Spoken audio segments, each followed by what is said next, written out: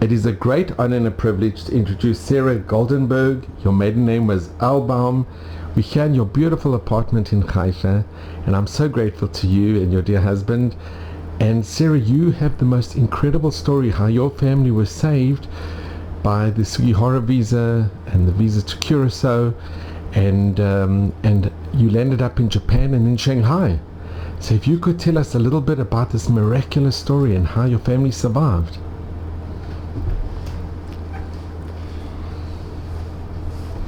I was born in Warsaw in November of 1936 to a more or less ordinary Jewish family.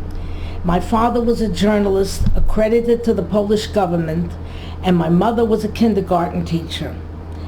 Our life was pretty ordinary until Hitler decided to invade Poland by bombing Warsaw on September 1st, 1939. I was not yet 3 years old, and I don't remember any of it. I was told by my mother that I didn't want to go down in the dark cellar of the building, but I don't remember any of that. I also don't remember that shortly before this, my father went away on a train. He was evacuated with the Polish government that fled eastward. My father ended up in Vilna, now called Vilnius, in Lithuania. The Polish government ended up in Romania. Obviously, there was no telephone contact, and my father wanted my mother to know that he was safe and to send her a message.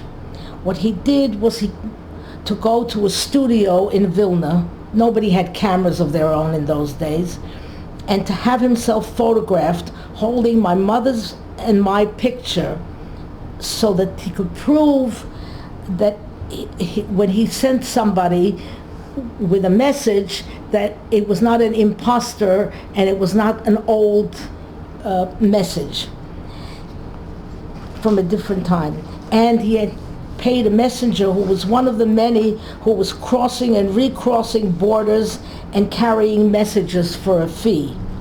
I have this photograph of my father holding the two photographs. This is the picture he sent back from Vilna, holding a picture of my mother and myself to prove that he was alive and that this was current, and that's how he sent with a messenger. He sent us money to come east. And here's a picture with your mother and you. Yeah, he's holding the picture, you see. My mother and myself, that's the picture. Okay? To go east and to take only bare necessities with her. He also sent some money, Polish zlotys, in gold. Zloty in Polish means gold, and the money was also called zlotys. And she sewed them into the buttons of my coat. We traveled east from Warsaw, leaving in September. We traveled by train where there was one, by horse cart, and by foot. I don't remember any of this. At one point, we even had to travel by rowboat.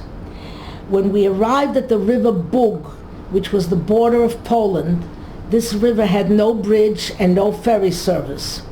The local Polish farmers saw a great opportunity to offer to take all these fleeing refugees, mostly Jews, across and to make some money. They would agree on a price, and then halfway across the river Bug, which means God in Polish, they would demand much more money and threaten to throw these Jews overboard. My mother said that the screams could be heard all the time as people, most of whom were Jews, were actually thrown overboard. My mother had attended a Catholic school in the city that she came from, and although excused from religion classes, she had heard enough and knew a lot of Catholic doctrine and Latin. So when the boatman demanded more money and threatened to throw me into the river, she started to recite the Catholic catechism in Latin, which of course the ignorant boatman did not understand, and he got frightened that we might not actually be Jews. This saved our lives. We got to Białystok and we were reunited with my father. From there we traveled by train to Vilna, where my father had rented a room or rooms for us.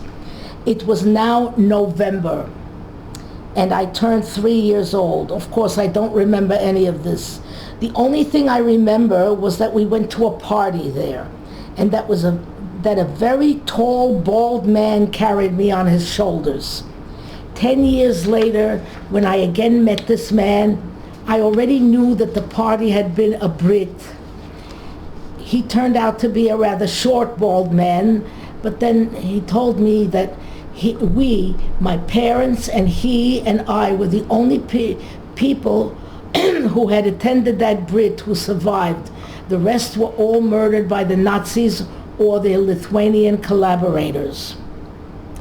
While we were in Vilna, most of the people were trying frantically to obtain a visa to anywhere in the world. My father traveled to Kovna, now Kaunas, the capital of Lithuania, together with hundreds of others who were seeking these precious documents. Someone had the wonderful idea that we should try to go to places that did not require a visa. For example, Curacao. This is an island belonging to Holland off the coast of South America. Okay, everybody trooped off to the Dutch consulate where they were told you don't need a visa, just go there. However, it was necessary to cross several other countries in order to get there. And these required transit visas in order to permit travel. So the Dutch consul started to write on the passports, but it was an impossible task. So someone suggested a stamp and him just signing it. He continued to do so until he was recalled when Holland fell to the Nazis.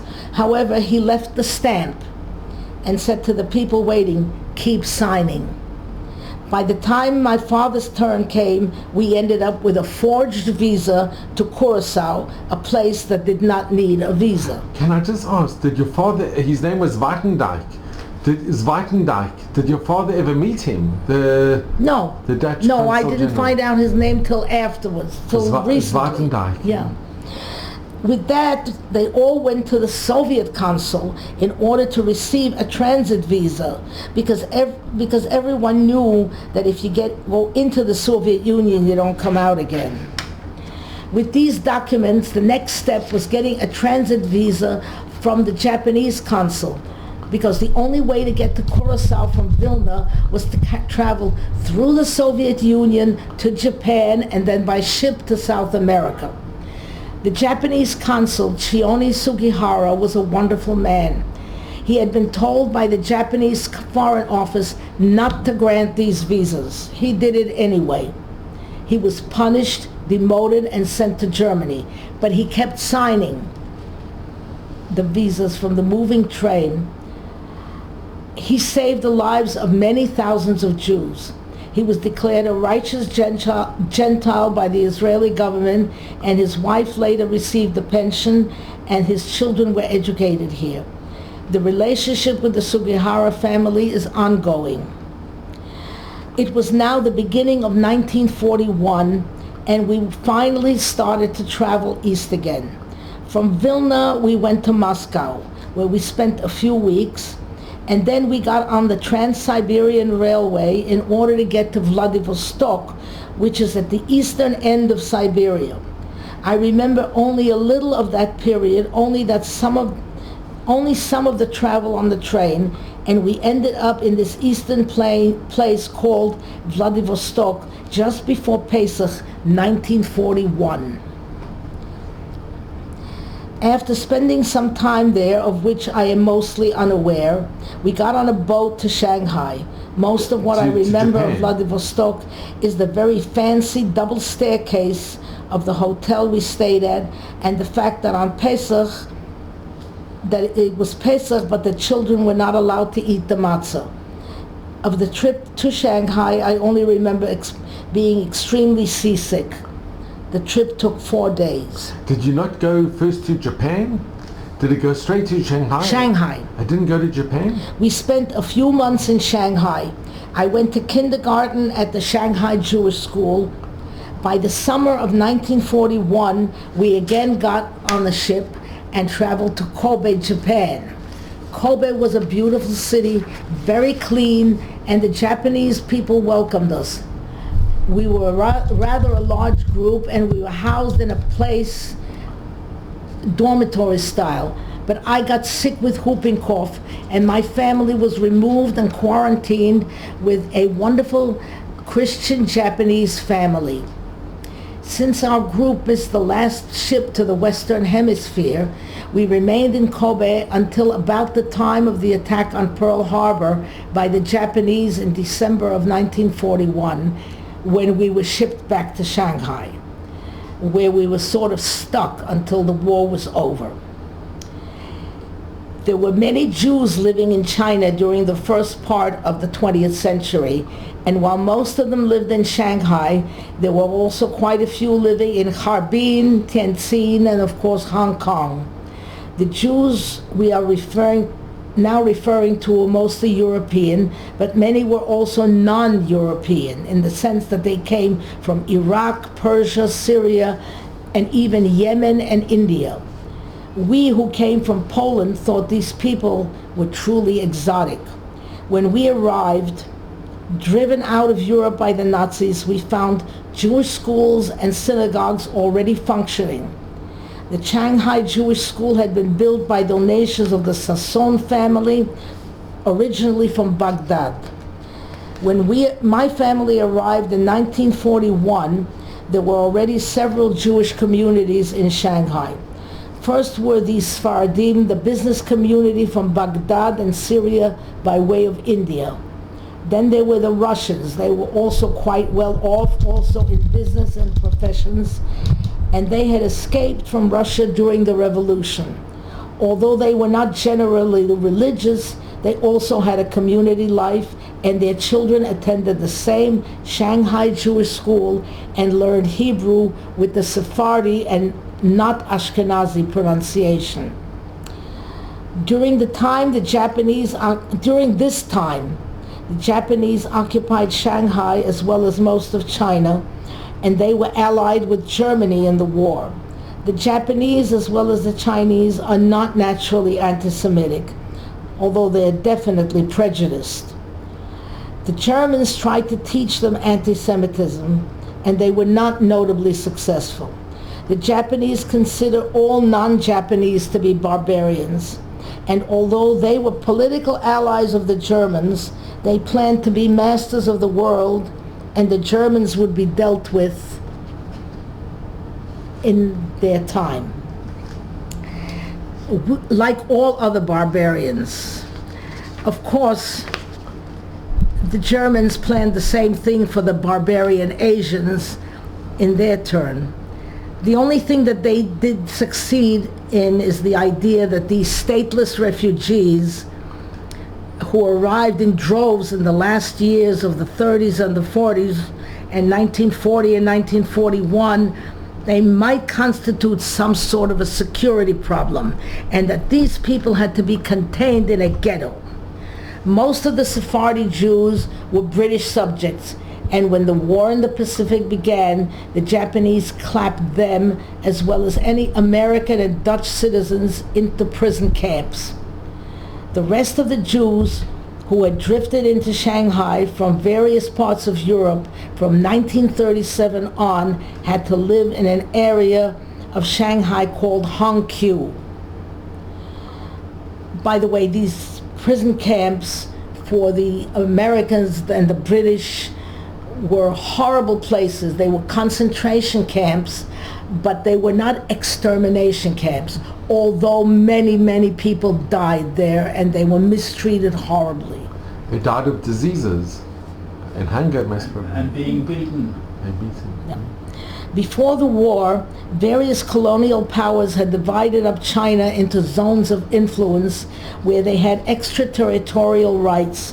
When we arrived in Shanghai, we found a Chinese city, but with various concessions. The French concession had beautiful wide avenues with French names, large luxurious villas, and Catholic churches.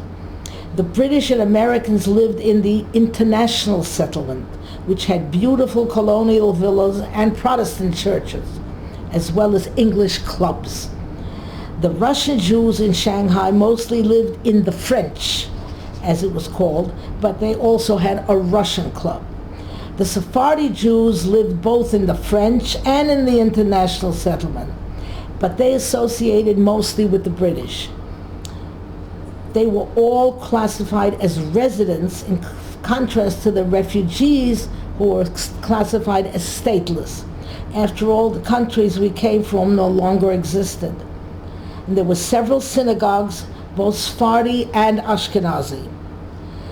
By that time, there were approximately 20,000 stateless persons, including many European intellectuals, writers, actors, musicians, as well as rabbis and even complete yeshivot in Shanghai.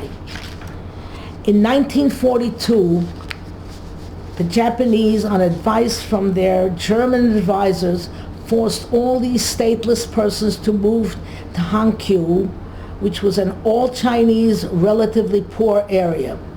For those for whom no housing could be found, some schools and warehouses were converted to rooms, and that is where we, my parents and I, lived. With funds from the Kaduri family, a school was quickly built called the Kaduri School, and this is where I learned Hebrew with the Sephardi pronunciation from a Hebrew teacher from Vienna. We studied in English, and whenever there was an air raid, we all crawled under the tables. The city was under Japanese occupation, and it was bombed by both the British and the Americans. Only much later, after the war, that we learned that we were actually living in luxury. Just outside the city, the British, American, and Dutch citizens, including many Jews, were suffering horribly in these Japanese prisoner camps. Although they were not extermination camps of the German variety, many people died of malnutrition, disease, and many others suffered from horrible cruelty. As soon as the war ended, for us not until August of 1945, as many people as could manage it quickly moved out of these ghetto residences and into rented rooms anywhere, even in the same Hankyu area. My family actually moved into an area that had been a Japanese area at one time. Until then, everyone who did not have a trade actually lived on money supplied by the Joint and other Jewish organizations. My father was a writer and journalist, but although he published a Yiddish newspaper during the war, this was not to earn a living. He also wrote skits and performed at the Russian Club. That's a whole other story. As soon as the war was over, Jewish soldiers who served with the Allied forces arrived, and this is the first time we heard what happened to Europe, in Europe. All the news we heard during the war had been from clandestine radios tuned to the BBC or the Voice of America, and they did not report anything that happened to the Jews of Europe. All they reported was British and American victories. They also brought us Jewish newspapers in both English and Yiddish from the United States. Until then, we knew nothing.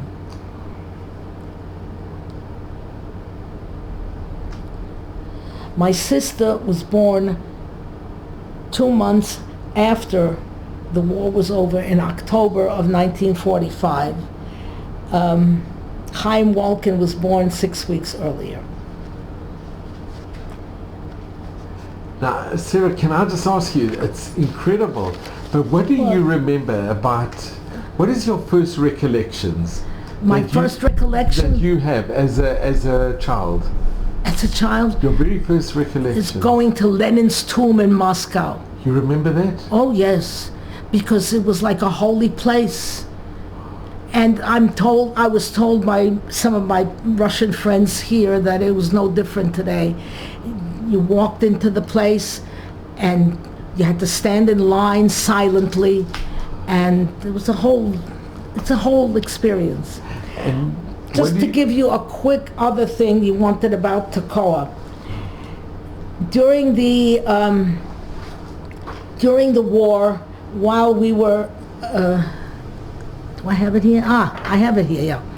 There was only one Zionist youth movement in all of China. That youth movement was Beitar. In Shanghai, the person who ran it was a young man from a wealthy Russian family who lived in Shanghai since the revolution in Russia. Our youth group during the war in the ghetto was a very mixed group. We ranged in age from about 6 or 7 to 12. Our meetings were in the shelter of the building we lived in, which was a converted warehouse. It was not really a shelter, but it was the only place in the building that had 4 actual walls of concrete, so it was used as a shelter. I think we were usually about 10 or 12 kids. In the corner of this shelter, on one of the walls, Yosef had painted a map of Eretz Israel with the Jordan River and the Dead Sea in the middle. This was during the war, and the state of Israel did not exist yet. He spoke to us of Zionist ideology and of Jabotinsky, and most of us did not know what he was talking about. We were sitting in a shelter in Shanghai, in China, and Americans and British were dropping bombs from airplanes on what they hoped were Japanese military installations and industrial sites. We kids knew about all the American and British airplanes. We did not know anything about the 2 banks of the Jordan.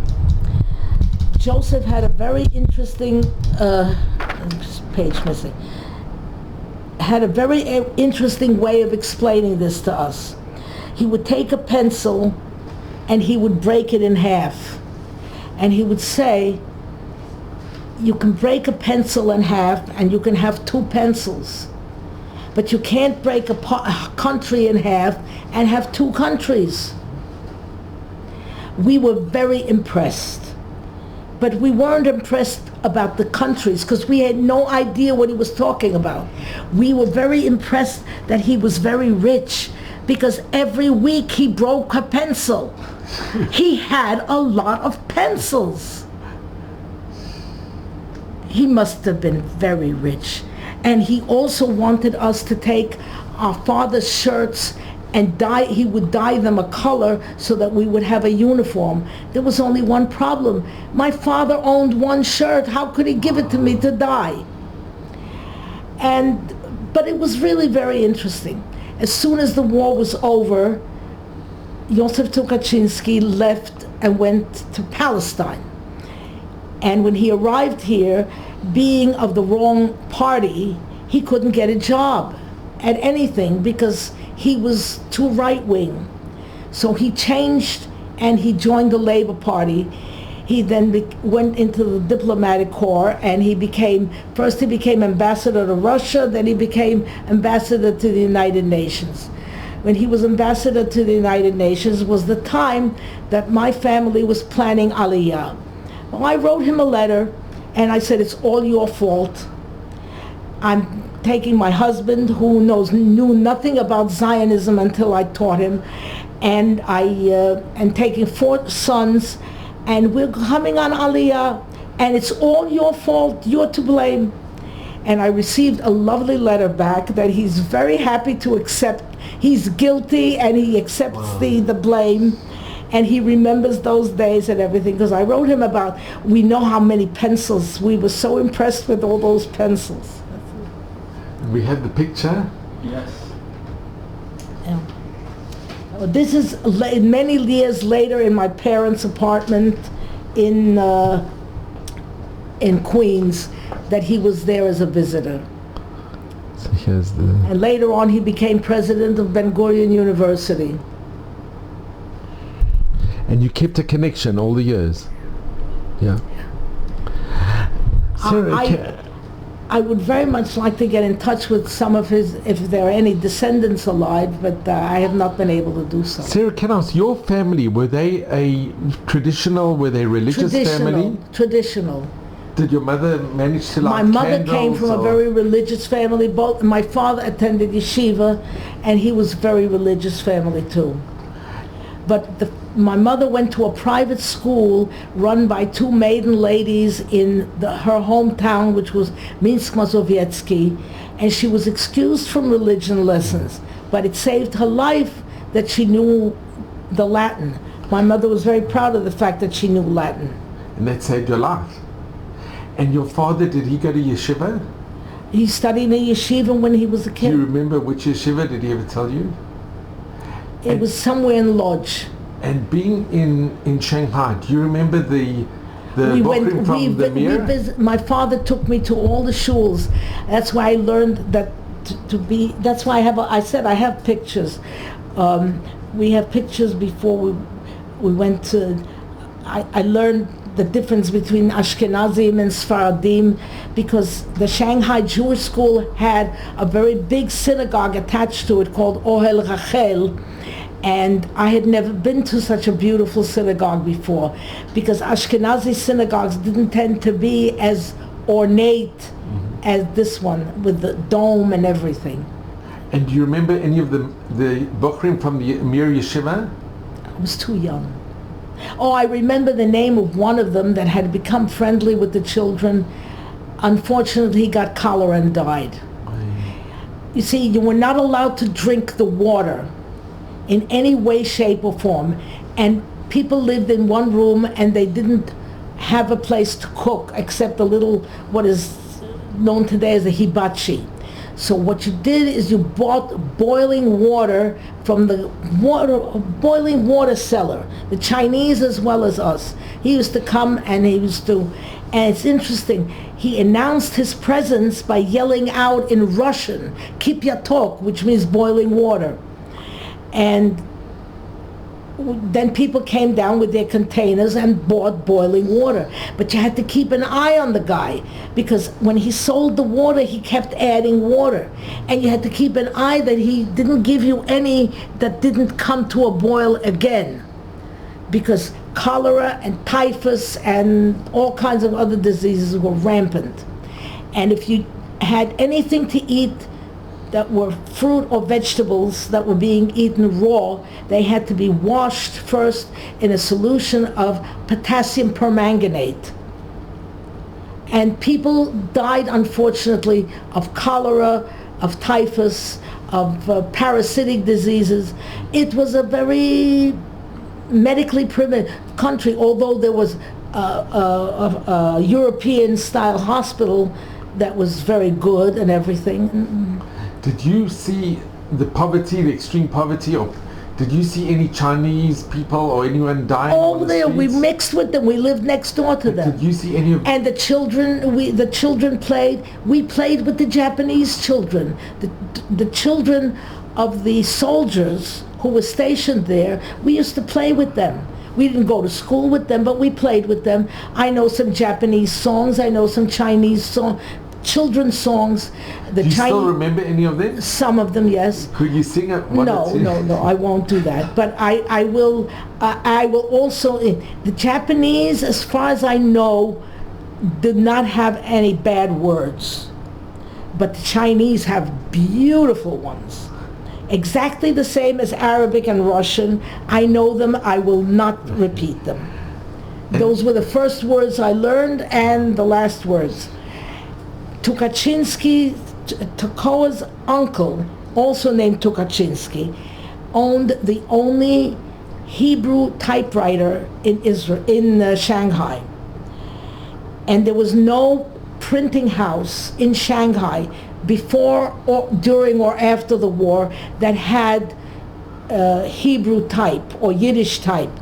My father wrote the newspaper on Tukachinsky's little typewriter, and then I went with him, because I spoke street Chinese and he did not, my father did not, to a place where they photographed it in some way onto a stone and then printed it. The system was called lithography. This was what was used in the 19th century to make prints of artwork. It's called a lithograph. Well, that's what was used to put out my father's Yiddish newspaper after he typed it on the little Hermes typewriter. that came from Tukachinsky's uncle. And Sarah, do you remember being very hungry? Or do you remember, did you have enough I food don't to remember eat? ever being hungry, although we had rationing and we had weird foods. But I don't remember.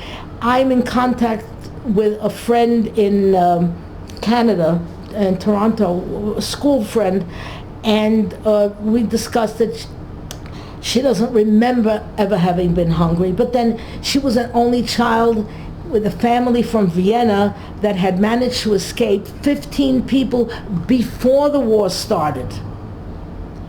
And she says she doesn't remember being hungry. She remembers buying the boiling water, and so do I. But I don't remember being hungry. I do remember other incidents, but And I don't. We had.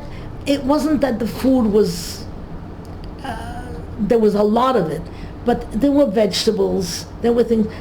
My mother cooked on the little hibachi. We had to be very careful. One of the Polish refugees was a baker, and he opened a bakery, and there was bread. I don't remember if there was a lot of it. I don't remember being hungry. And do you remember ever seeing people dying on the street? Yes. You did see it? After a bombing raid, I remember although my mother tried to make sure I didn't, I remember seeing a decapitated corpse and stuff like that, yeah.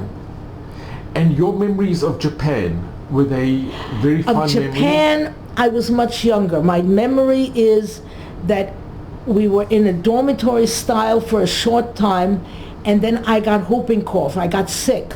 So they removed us and moved us in with a Japanese family. And I have pictures of that. And they were a very nice Christian family, and they gave us a Bible, which I still have, which is Old and New Testament in English, but with maps and some pictures marked in Japanese. And on the cover, which I had to replace because it fell apart, there was a picture of Fujiyama. What that had to do with the Bible, I don't know, but they gave us this. And that's it. And Sarah, what's interesting is your family, you are not on the Sugihara list because... I'm sorry. Your family is not on the Sugihara list? No. Because by the time my father got... There were so many, there were 20,000 people trying to get visas. There were things that were signed by other people. So the visas, our visa to Curacao was definitely forged. Our transit, I think our transit visa through the Soviet Union probably wasn't, because that was not necessary. But as far as I know, we were not on the Sugihara list, so it probably was forged. Somebody else signed it. And do you have the original visas? I don't have the original papers. Some of the original papers my sister has in America, but they don't show anything. Then there are some papers that we have not been able to find since we moved back into this apartment. We're still looking for them. And Sarah, I have to ask you, when we applied, as soon as the war was over and the American consulate opened, there was a line where people stood on line all night to get a number, because there was a quota system. The quota system for the United States was very peculiar.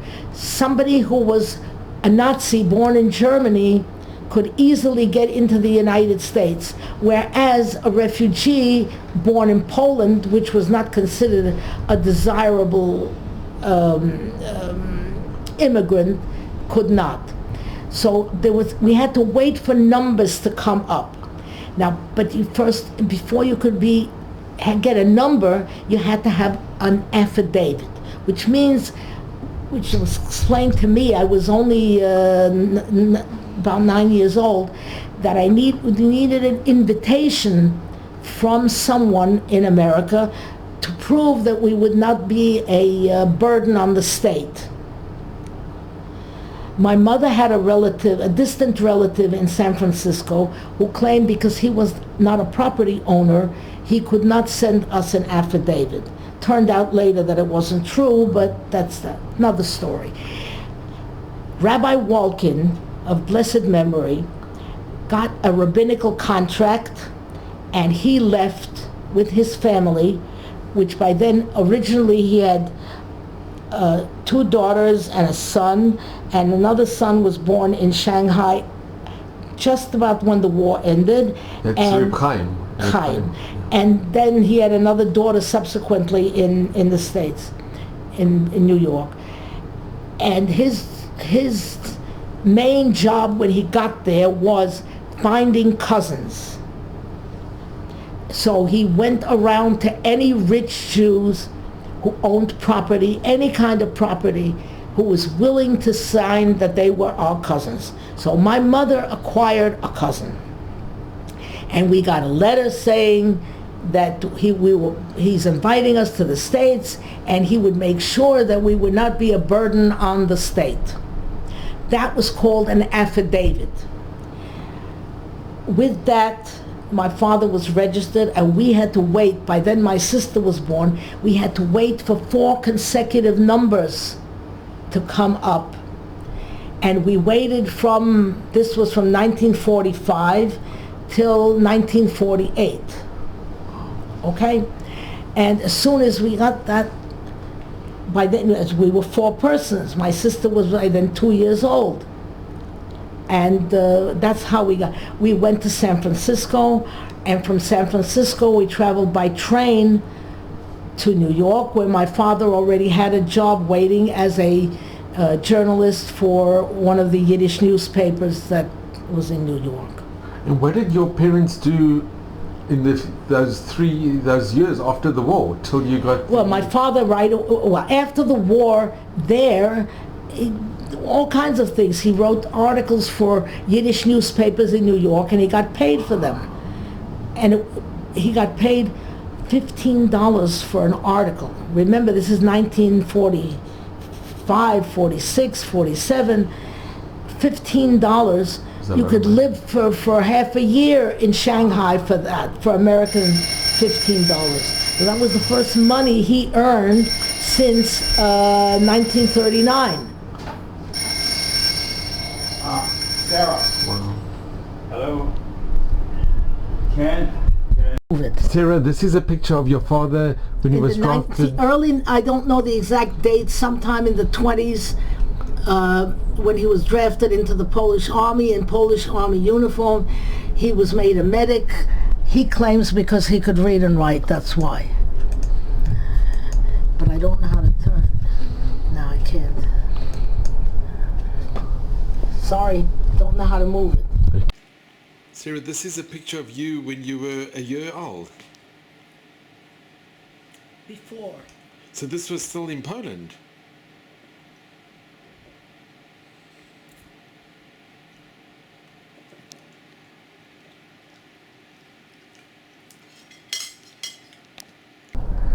So this picture is in Vilna. Yeah, the one on the right is a picture here of, and a community center is the birthday party of this girl here, who unfortunately has passed away already. She was 5 years older than me, and I'm sitting right there in here.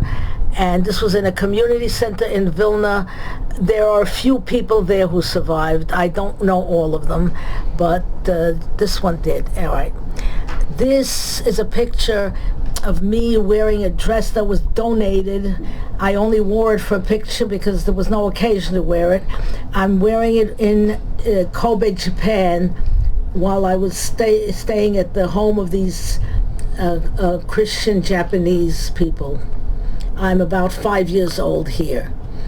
This picture here on the bottom is taken probably it's Erev Yom Kippur, on the way to the Beit Knesset. My father, that's why my father is wearing his talit, and it was probably taken on Erev Yom Kippur, 1946 or possibly 1947.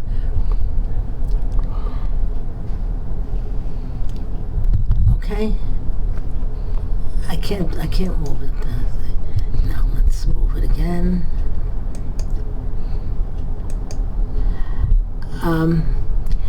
This, I'll show you another coincidence. All right, this is the family we stayed with. The one on the bottom here is the family we stayed with, the Japanese family, the Christian family that we stayed with in Kobe, Japan. This is a picture of the Kaduri school after the war, and there's an American soldier here, and he's handing out candy and chewing gum, and these are all the kids here. I think that I am the person right here under the window. However, this picture came to me also by coincidence. We met some people while we were living in Lynbrook in the United States, and somehow my name was mentioned that I had been in Shanghai, and one man in the group said, "Oh, my brother was one of the American soldiers who liberated Shanghai, who came to liberate Shanghai." And he said, "You know, he even has a picture." So he ran over, this brother lived nearby, called him up, he brought over the picture. And lo and behold, I took one look at the picture, I said, "That's me," because I remember being there. You see, right there, the little girl with the braids. I have a bigger picture of it someplace. And this is the Kaduri school, and this is the young man who's handing out the candy. And these are all the kids clustering around him. And the picture above? Okay, this is taken outside the place where we lived after the war in a room in a building owned by a Hindu, actually a Sikh, and that was it. This is myself and my sister in San Francisco walking in Union Square. In those days, the people, photographers used to walk around with a camera and offer to take your picture for a fee. We didn't have a camera, so that's how we got a lot of these pictures. And that was the picture that was there. That's later on. That's why I said they're not in an order here.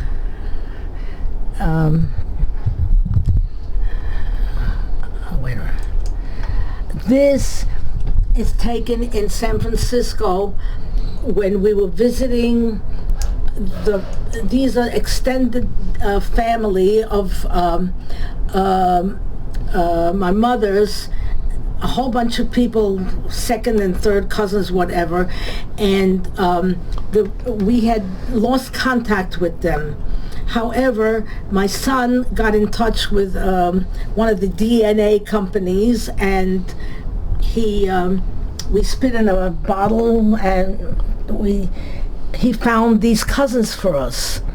And the cousin sent us a whole bunch of pictures, and he said, these are who these people are. But this last picture, he said, this is unknown. I don't know who these people are. I think it's from 1938.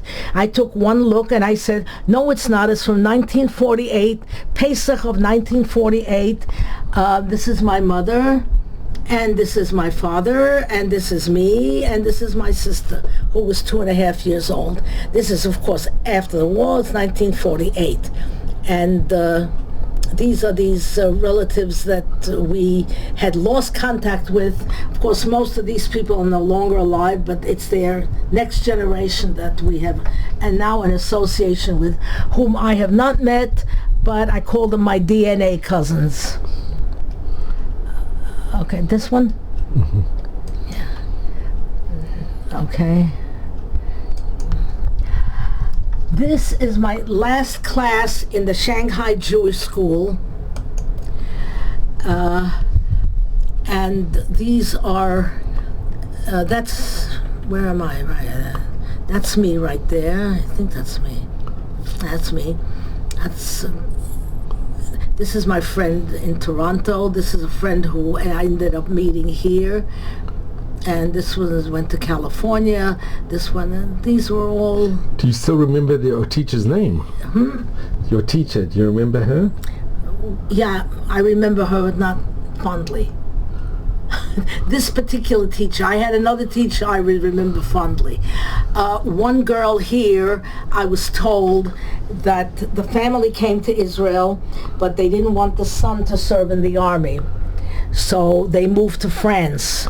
He was drafted into the army, the son, and he was drafted into the French army, and he got killed in Dien Bien Phu. That's all I know.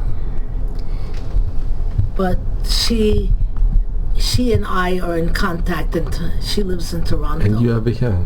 And that's me. That's it. Okay? As you see, some of the girls are from the Baghdadis, and some of them are Ashkenazi. You can tell the difference. Okay? Was your teacher Jewish? Oh, everybody's Jewish. It was And a the Shanghai. teacher as well? Huh? The teacher as well? The teacher came to Israel, I gather, but yeah, this one was Jewish. We had a better teacher who wasn't, but she's not in the picture. Okay, I didn't have these pictures. I got them from somebody else. This is now afterwards here in Israel. This is my husband Herbie with these two are brothers, and this one is a cousin. These are and then this one is a grandson, and this is obviously Hanukkah time, and this is when our oldest grandson was in the army. That's Danny's son, Yoni. He now has 3 children.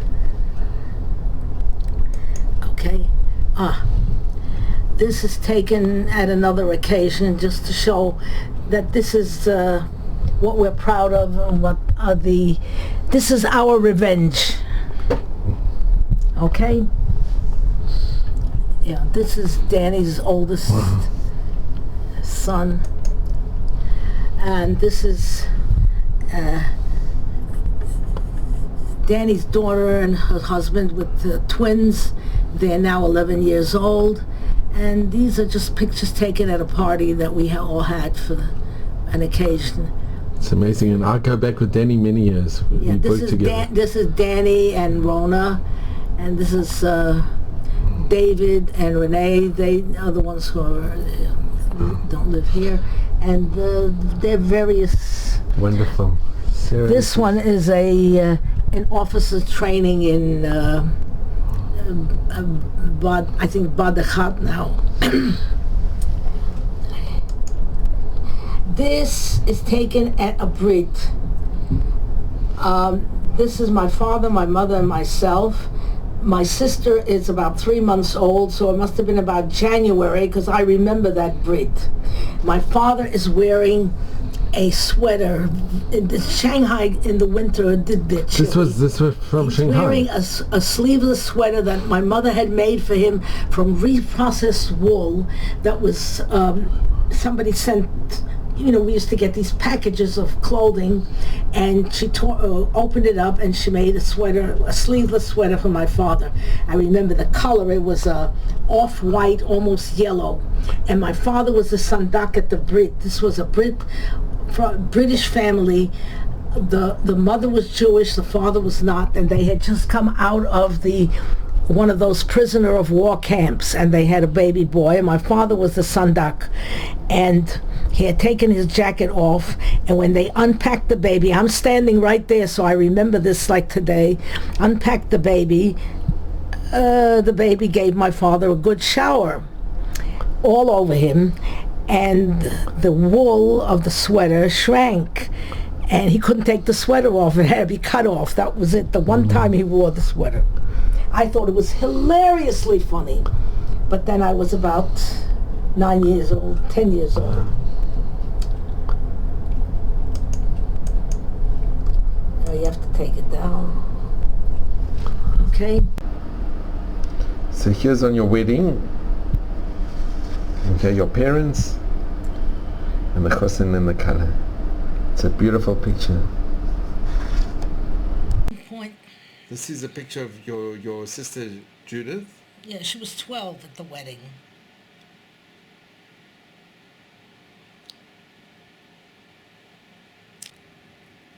So here's a picture of Reb Shmuel Volkin. Yeah, sure. And Reb Shmuel Volkin, he married you both. Yes, he married us. And married, yeah, How many years ago? 1957. 1957, you figure it out. Wow.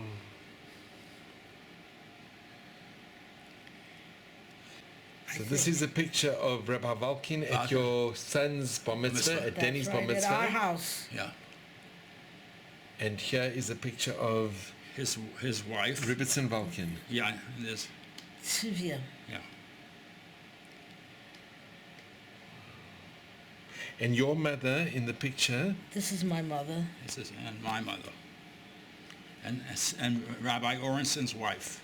and Rebbetzin Volkin is over here, and your mother's over here. You're amazing. You remember. You're amazing. It's What a incredible. memory. What a memory. I can't believe that you remembered in the book. He was 13 years old, my son. He's now 62 years old. And he's got grandchildren. 15, 14. 14, I'm sorry. Just 14. Baruch Hashem. So Sarah, I'm so grateful. Thank you. This has been such a tremendous honor and a privilege to be with you. Thank you To very hear your much. most amazing story of miracles, literally you. miracles. Only part of it. And if I can ask you, because it's so important, what message do you relate to the next generations? Or what message do you give to your Very family and your simple. children? Always remember, never forget. And coming to Israel, it was important. I learned it about both sides of the Jordan and the broken pencils. It's amazing. It's so inspirational. But Very. Sarah, you are such a miracle, and I'm so grateful to Well, you. I have a very good friend in Toronto, and we still correspond, and we always remember. And she does the same thing. Well, I really want to thank you, and I want to wish you You're very only mazel and bracha, Thank and you. Shana tova. nachas for all your family, and Admei V'Esrim in good health, Thank and you. just happiness and all of Hashem's blessings. Thank you very much. And I'm so And if grateful you to see you. Chaim Walken, you can mention the Please. name. But I don't think he knows. He does not. He's too young. Please mention the fact that there is somebody who's his father. No, he would not. He would not. He's too young to remember us. But maybe they spoke, but I will mention No, to you. because he was a year old when he came to America, and he didn't. And you knew his sister very well. Everybody. He didn't know my sister. But you knew his sister. No. M- You knew but his sister. You knew his sister. both his sisters and his older brother. So his father, by going to get people to sign to say that they're relatives, that gave you the opportunity Yes. to leave Shanghai. It's unbelievable. Amazing. It really is amazing. So thank you so very much. Thank you. Thank you for coming. And Herb, thank you very much. Always welcome. Always. And just out of interest, how many years have you both been married? We got married in 1957. 57. So you should just continue, and it's been the up to greatest honor and privilege to be here in your home. We have 4 sons, 14 grandchildren, and I lost count of the great-grandchildren. 19. And just to think that this forged pieces of papers saved your lives. Yeah. It's incredible. It's incredible. It's incredible. It's all min hashamayim. It really Oh, is. everything. A lot of coincidences. I believe in them. There's a lot of That's- stories we couldn't tell you. A lot of stories we couldn't. There's more stories, Every but, year she uh, tells. Can't sit here all day. I just sit here and I don't understand how she made it, how she lived, and how they live. It's amazing. It really is amazing. Amazing story. And Amazing. thank you so much, Sarah. Thank you. And just be well and gesund. Thank you.